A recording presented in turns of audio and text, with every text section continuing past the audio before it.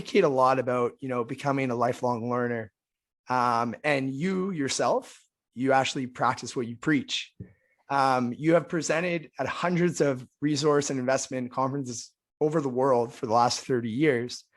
But my question to you, Rick, is what drives your motivation to help people become not only a better investor, but also a lifelong learner?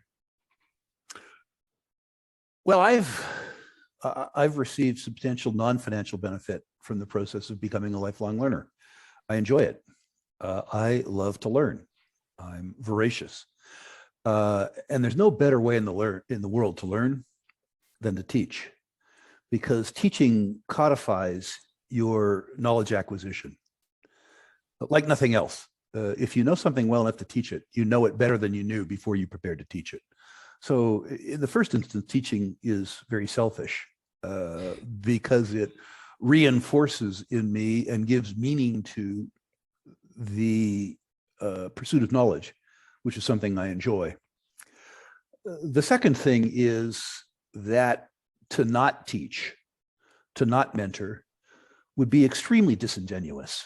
When I was a young man, for reasons that I don't entirely understand, I was in effect adopted by a whole series of mentors, Peter Cundall being only one. For some reason, people who were very established in either conventional financial services or natural resources spent an inordinate amount of time showing me the ropes. And to the extent that I didn't take the opportunity to pay that benefit forward, I think I would dishonor my obligation to the many great mentors that helped me early in my career.